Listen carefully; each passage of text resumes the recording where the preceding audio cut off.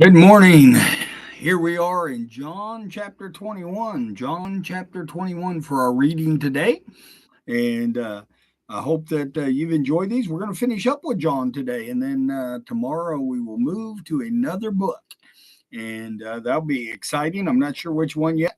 But 21 ends or begins after Jesus's resurrection, or after, his resurrection, and things have moved on. The disciples are figuring out what's going on.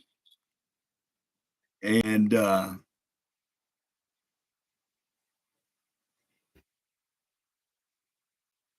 they've just seen Jesus. They've known that he's alive, and they've experienced him. Both Thomas and the other disciples have all seen his wounds, see that he's actually a live, living person. And so then we continue on with the appearances of Jesus. And remember, in these 40 days that Jesus walked on the earth, he only appeared to the disciples just a handful of times. It wasn't like he was with them all the time through that time, from his resurrection from the grave to his ascension into heaven.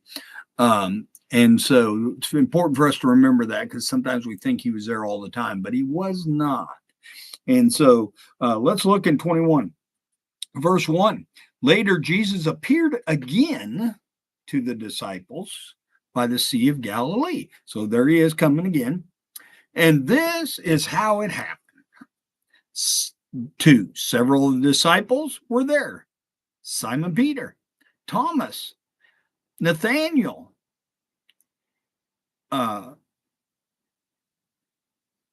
from Canaan in Galilee, the son of Zebedee, and the two other disciples.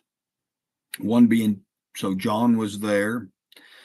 3, Simon Peter said, "I'm going fishing."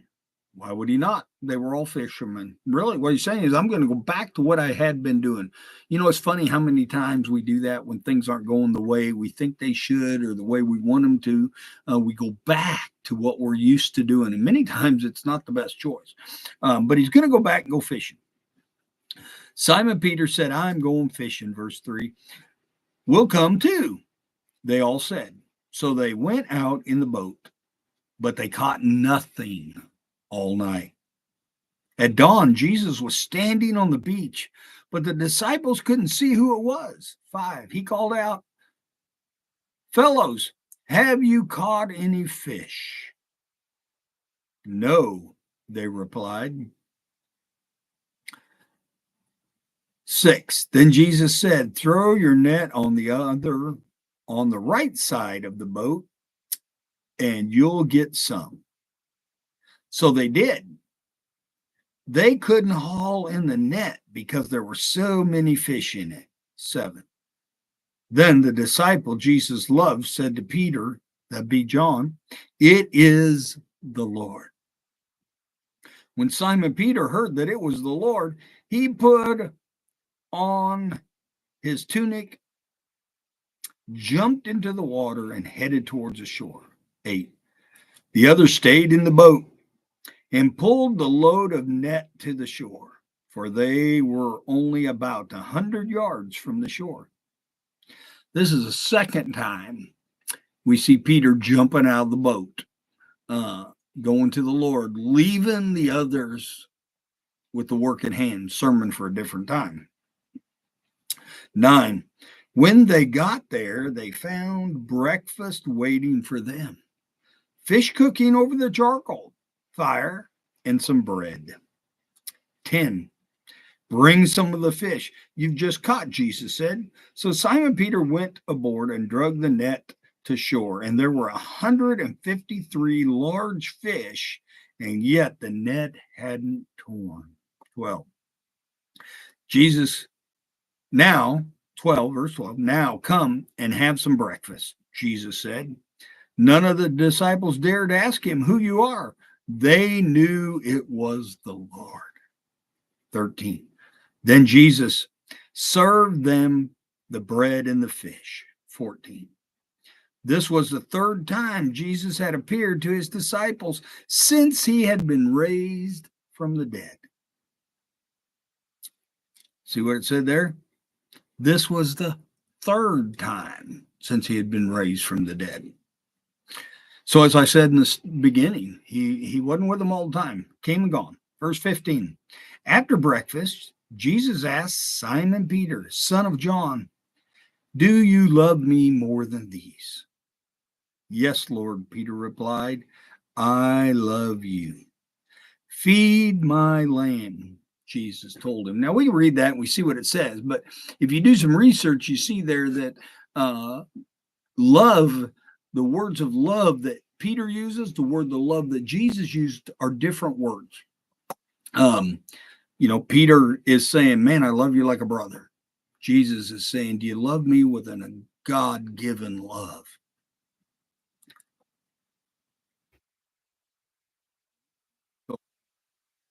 Feed my lambs. Feed the 16. Jesus repeated the question, Simon, son of John, do you love me? Saying, do you agape love me? Yes, Lord, Peter said, you know I love you. Said, you know I love you like a brother. That's what he's saying there.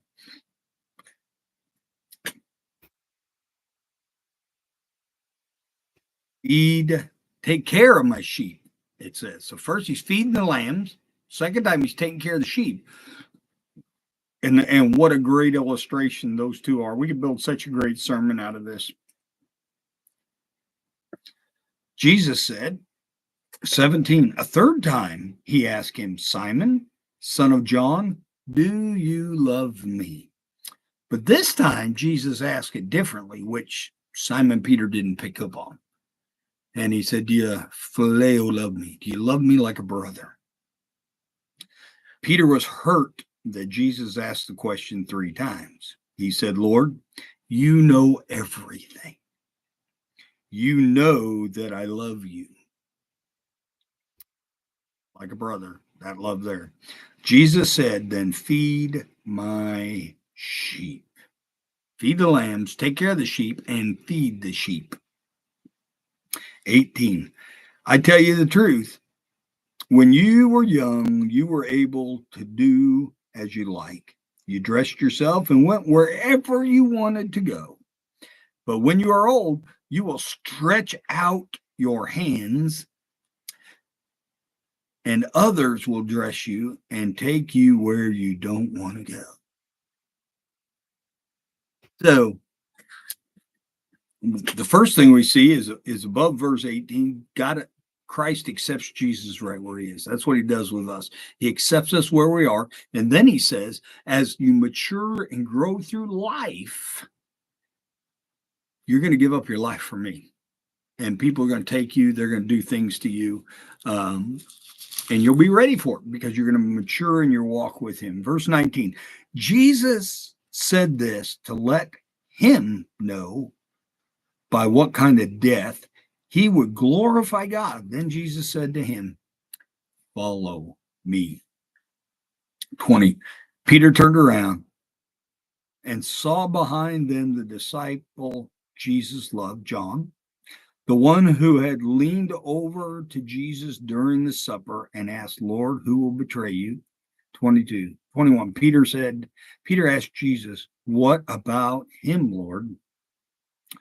22, Jesus replied, if I want him to remain alive until I return, what is that to you? As for you, follow me. 23. So rumors spread among the community of believers that this disciple wouldn't die, being John. But that isn't what Jesus said at all. He only said, if I wanted him to remain alive until I returned, what is that to you? 24. This disciple is the one who testifies to these events. That'd be John, right? Who testified to what's taken place, to these events, and has recorded them here.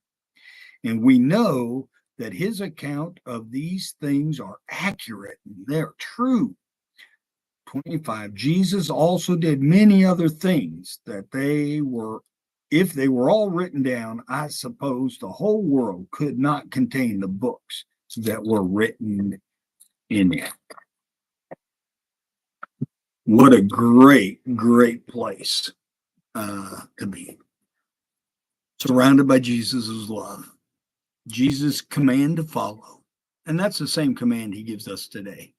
Follow him. Follow him and watch what he's doing.